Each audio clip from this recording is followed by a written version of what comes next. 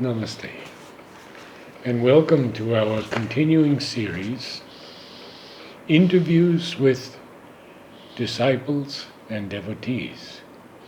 Today we are very pleased to have with us Mr. Ramaswamy Subramony. Namaste, sir. And he will speak today on the foundations of Indian culture of Sri Aurobindo. Sri Aurobindo, as you know, edited the Arya between 1914 and 1921. And in Arya, he dwelt on several topics. He wanted Indians to know about the greatness of their cultural traditions. It was at a time when the British textbooks were denigrating our past. The textbooks said that the British had come and civilized us. We were primitive barbarians who were not civilized. And our Vedas, the sacred text, were hymns of primitive people. Even Churchill felt that. Yes.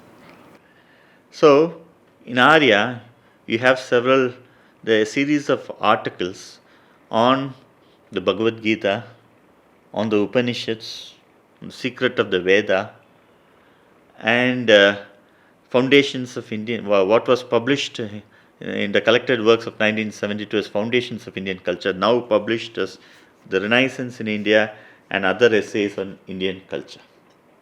This was written between 1917 and 1921. Now, I believe that this should be prescribed in all the universities of India. Now, in the humanities departments, we have a major field called culture studies. This field dominates the arts, the humanities departments of the universities. And also, we have post-colonialism as a major literary theory in the humanities. This book is perhaps one of the first works of cultural theory, cultural studies, and post-colonial studies. Unfortunately, in the universities, these two fields have been hijacked by divisive anti-India forces.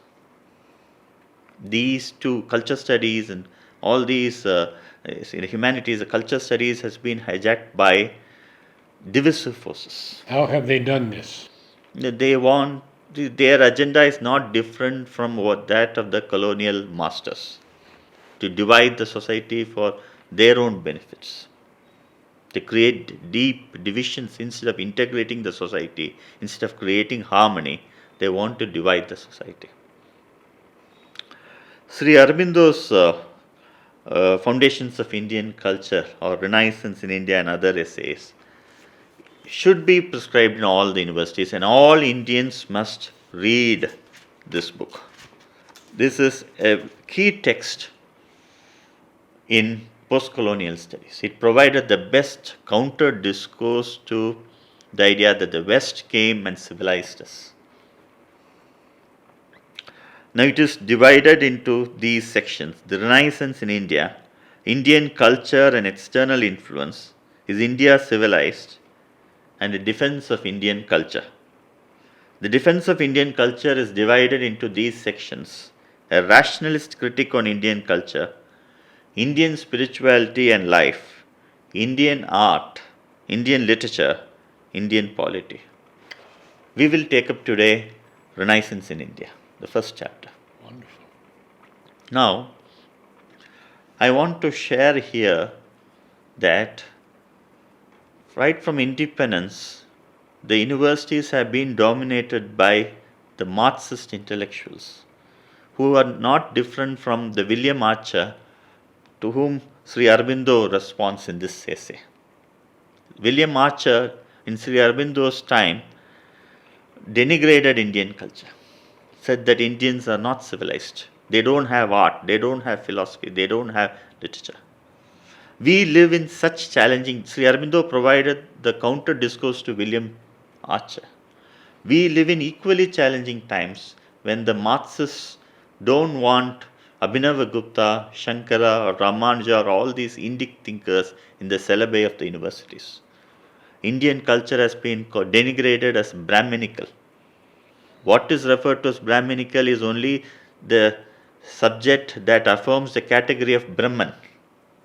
It is thus Brahminical, does not refer to any caste, but the leftist historians purposely make the Indian philosophy look, they criticize it as Brahminical, which is not true. In fact, it is integral, it is unifying, it is synthesizing. Now, to provide the response to all these hostile forces, Sri Aurobindo wrote this book, and you find Sri Aurobindo responding to each and every criticism of India in this book. Primarily, Sri Aurobindo says India is a mighty Shakti.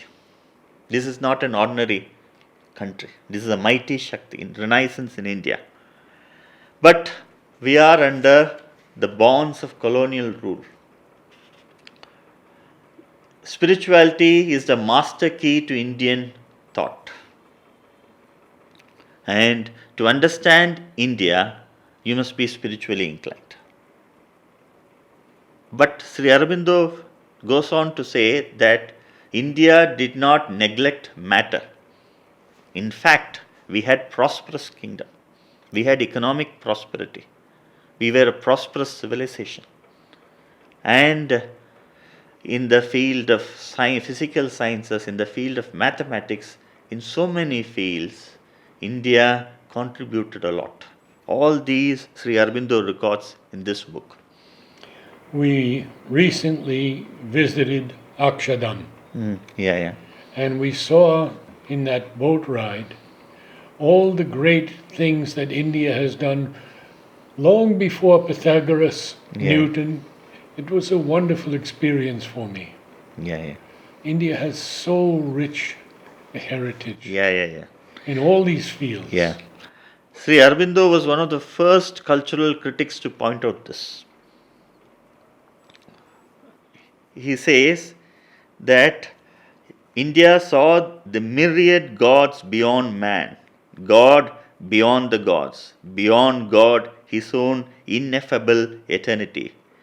She saw that there were ranges of life beyond our life, ranges of mind beyond our present mind, and above these she saw the splendors of the spirit.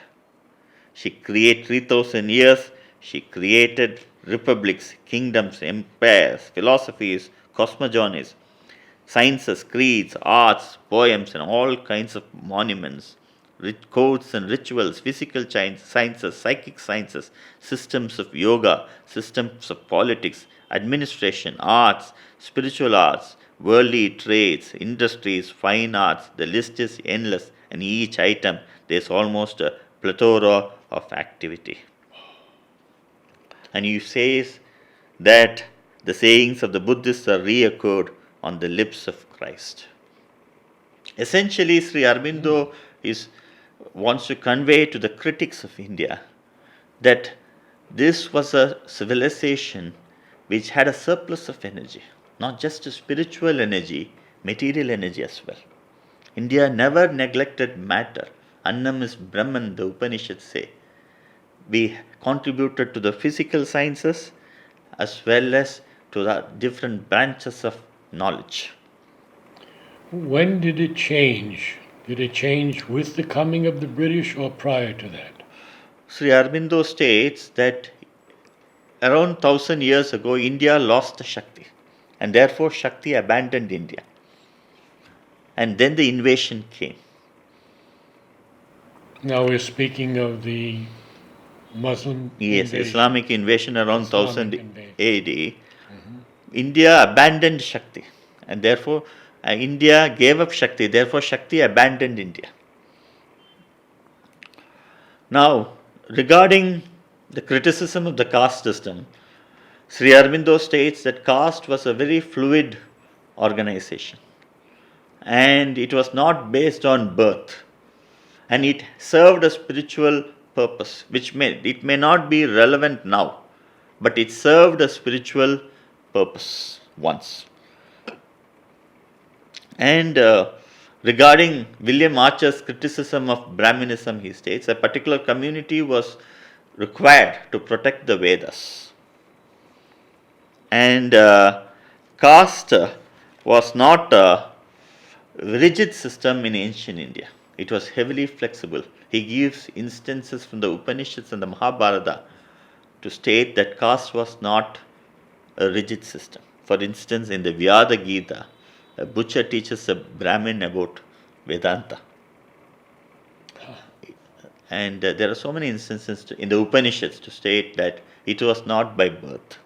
Mahabharata also explicitly states that nobody is a Brahmin by birth but by qualities. And there was a fine excess. In everything that India did, there was a fine excess. And I'm reading from Sri Aurobindo's The Renaissance in India, page 11. If it was obliged to stereotype caste as a symbol of its social order, it never quite forgot, as the caste spirit is apt to forget, that the human soul and the human mind are beyond caste, for it had seen in the lowest human being the Godhead Narayana. And so caste was not an exclusive spirit. But Sri Aurobindo was quick to condemn social practices like untouchability. He said that it is wrong to keep 1/4 of the 1/3 of the population or 1/4 of the population as untouchables. It goes against the Hindu spirit of tolerance. So he was not for glorifying everything that existed in the past.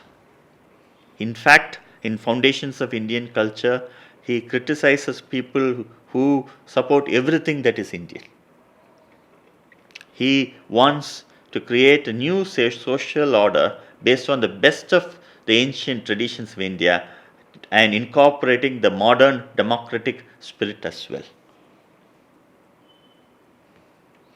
So, Swami Vivekananda and Sri Aurobindo, we find a strong social conscience. In the ancient Indian tradition, which Sri Aurobindo states in the essays of Gita, there was a Smriti and Shruti. Smriti and Shruti. Shruti is eternal. Smriti, the laws governing the society, keeps changing. So when he writes about the Gita, he says there are Smriti elements in Gita, the laws governing the society of that time. That can be ignored. That is meant for a particular time.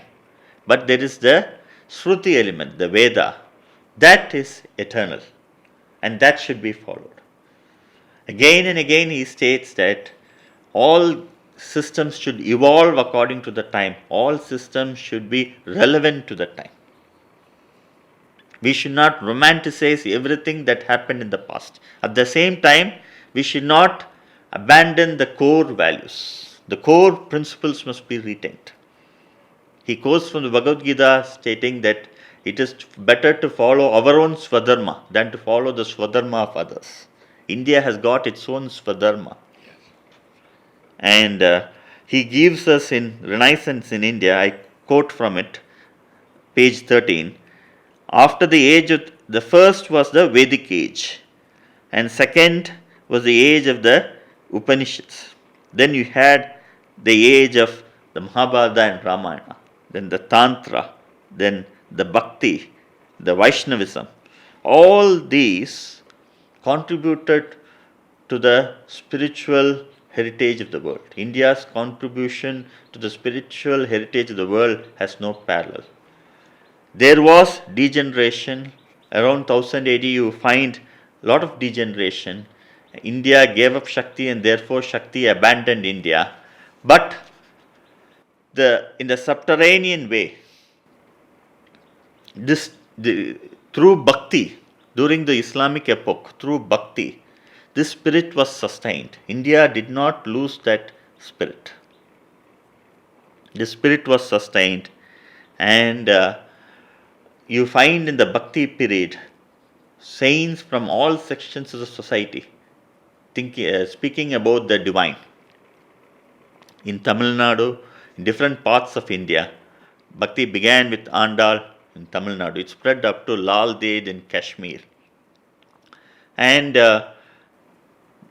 in spite of the excesses of the Islamic period, you find Hinduism retaining its core spirit. And Sri Aurobindo says that is a greatness of India. In any situation, we did not lose our core spirit. And then came the attack of the Europe of the British and the European rule in India. Now that created its own tension. The European rule came in India at a time when we were at a low ebb, and there was a renaissance.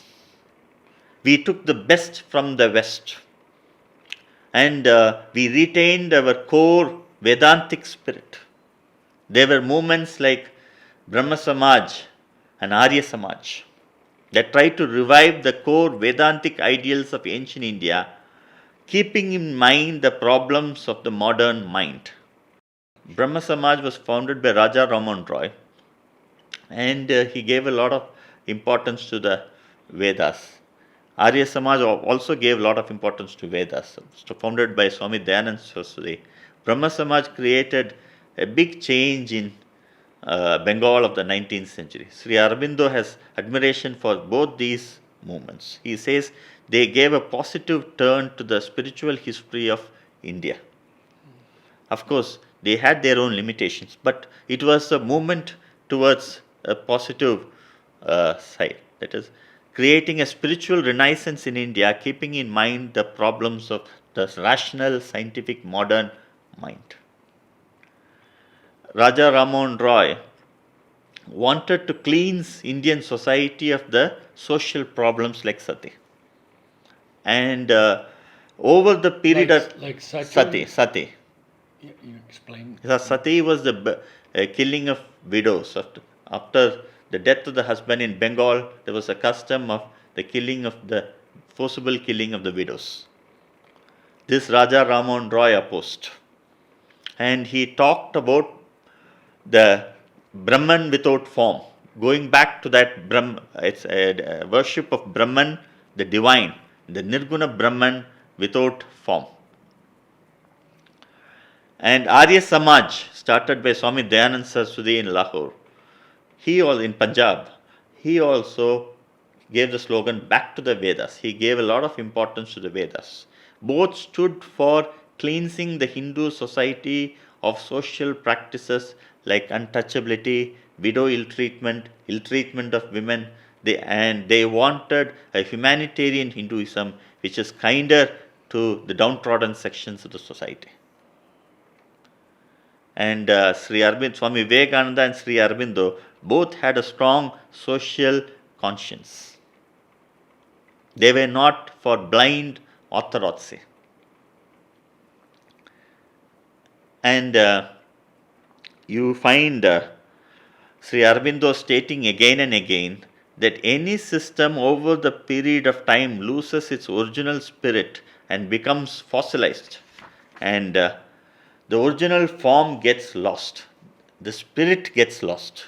It is the fossils that remain. That happened to Hindu society too.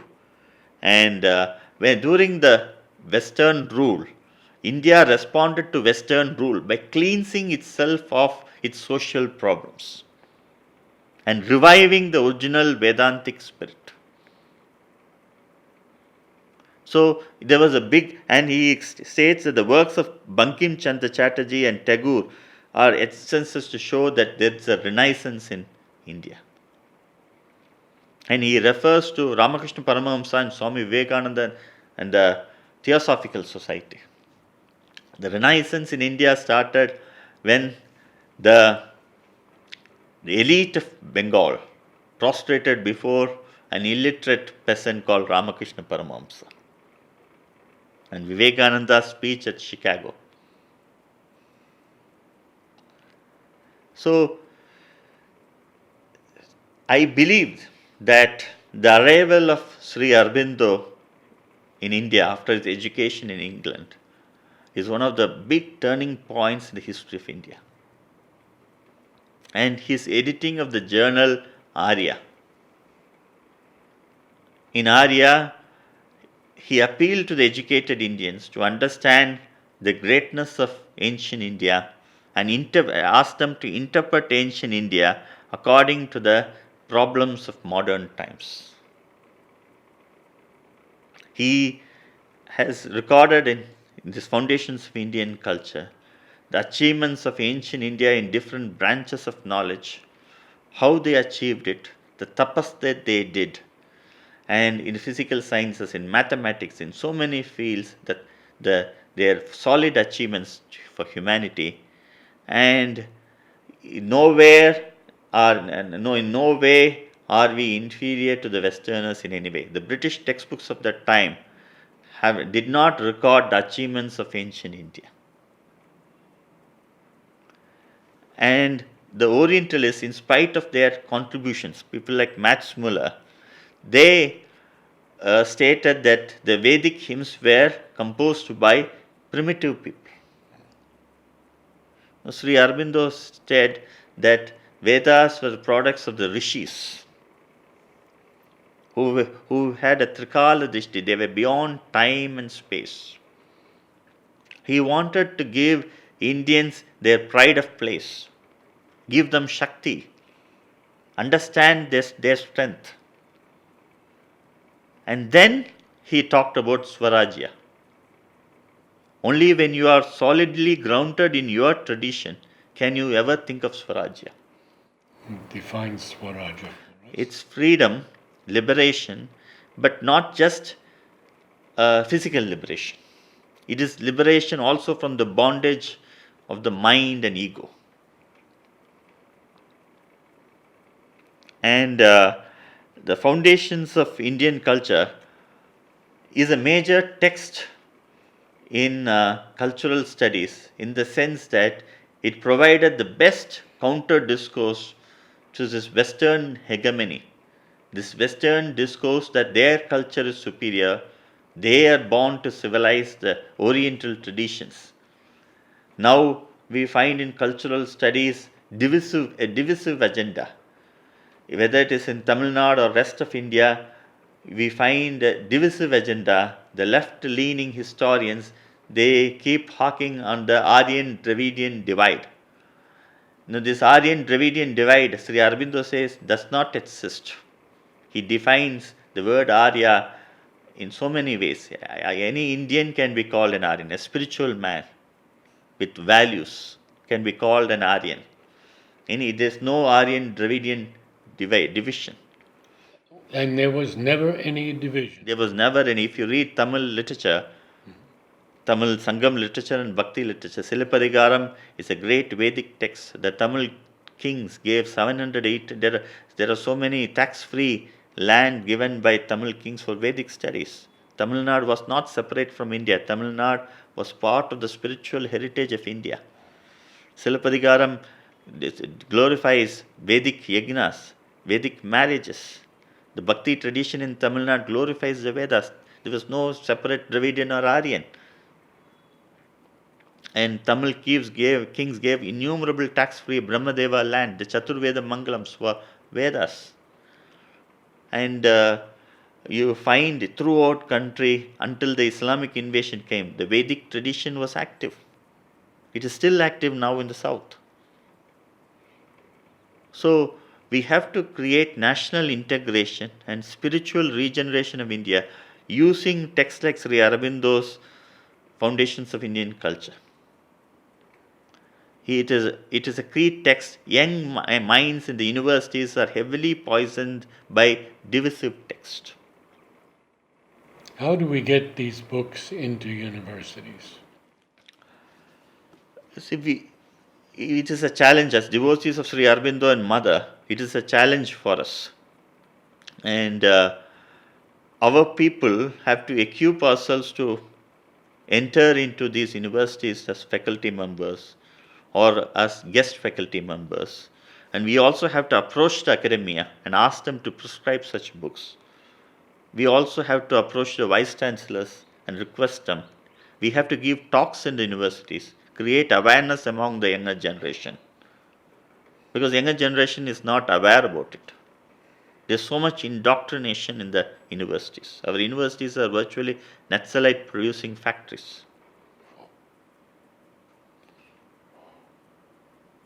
And the professors, so-called eminent historians from universities like JNU, Jawaharlal Nehru University, they have written textbooks full of this Aryan Dravidian theory, which is bogus.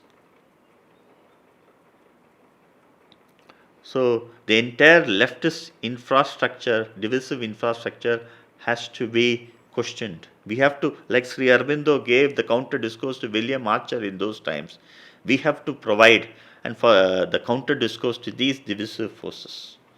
And in Tamil Nadu, this so-called Aryan Dravidian divide. Tamil Nadu had so many Vedic schools. Rajaraja Chola did Vedic studies. Rajendra Chola did Vedic studies. There were so many Vedic schools in Tamil Nadu. Between 600 AD and 1000 AD, Tamil Nadu was a great Vedic civilization.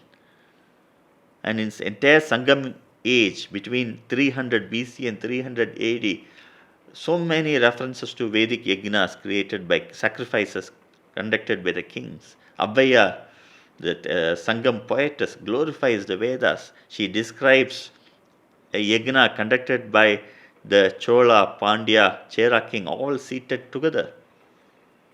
The titles of several Pandya kings had Vedic Sanskrit titles. Pala Yagasale, that was one of the king, one of the titles of a Pandya king, a king who conducted a lot of yajnas. And all communities participated in such activities. But unfortunately, the leftist historians condemn this civilization as Brahminical, which is not true. The Renaissance in India, the first chapter of this book, Sri Aurobindo explicitly states that this is a spiritual civilization. Spirituality is the keynote to Indian thought.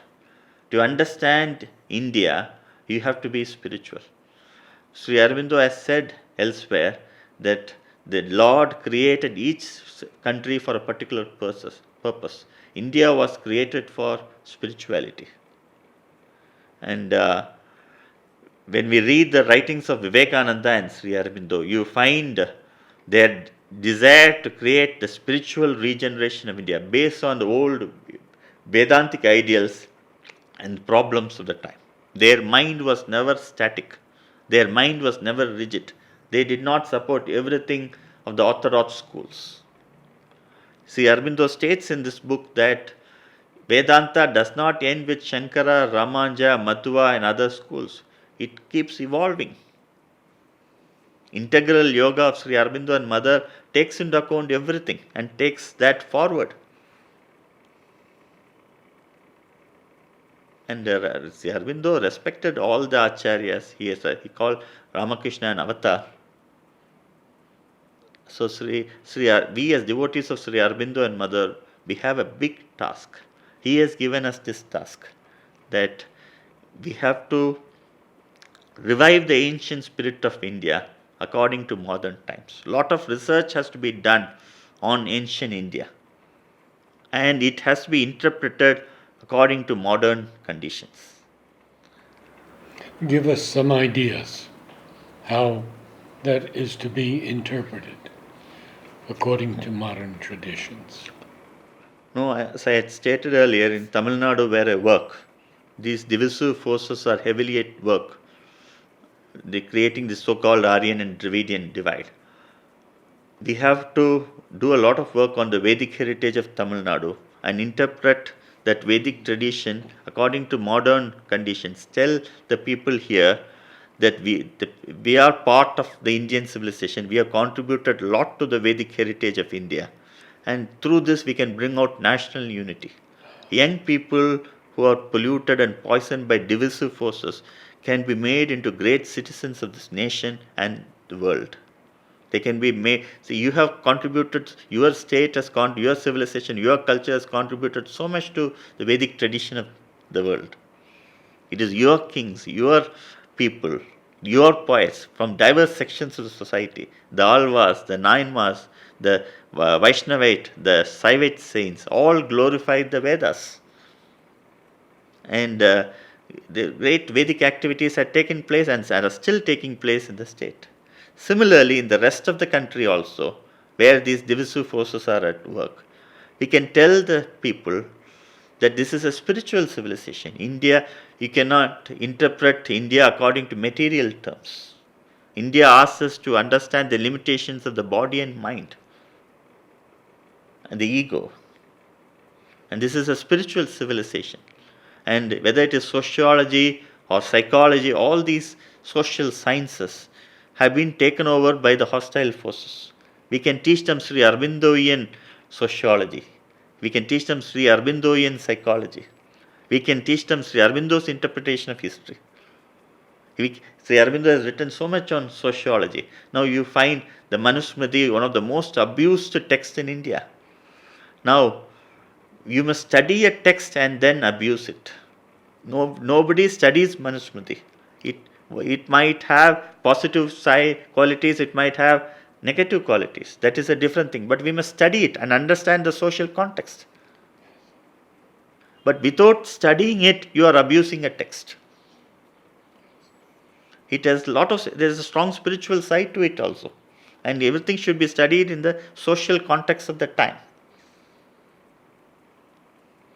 So the Vedas, the Upanishads, Sri Aurobindo's interpretation of the Upanishads, Sri Aurobindo's interpretation of the Vedas, a lot of work has to be done about that. He has given us a big task, a very difficult task. And it is a challenging task. As devotees, we have to take it to the younger generation. We have to take it to the academia. We have to see that these things are prescribed. Because whenever we talk about Sri Aurobindo, Swami Vivekananda, Abhinav Gupta or anything, it's all condemned as Brahminical in the universities of India. Even Sri Aurobindo. Yeah. There's a lot of opposition. The board of studies, everywhere. Now, see, the moment you mention Sri Aurobindo, they say it's Hinduism. He was a Hindu thinker.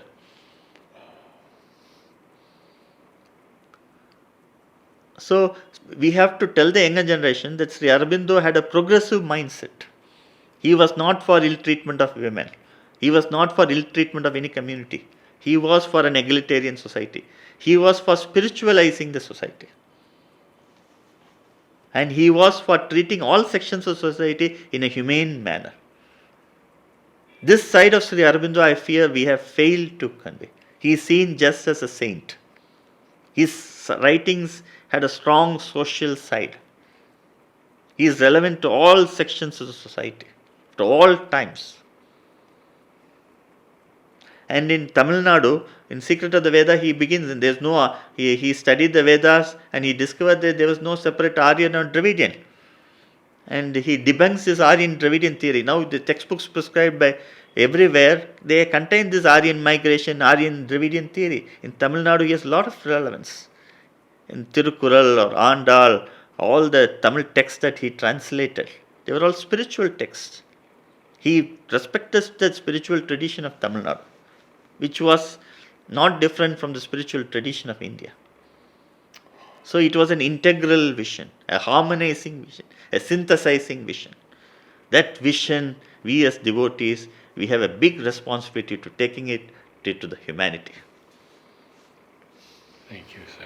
Thank you, sir. Will you give us in the future some talks on the Vedic history of Tamil Nadu? Certainly. Thank you so much. Thank you, sir. Thank you, sir.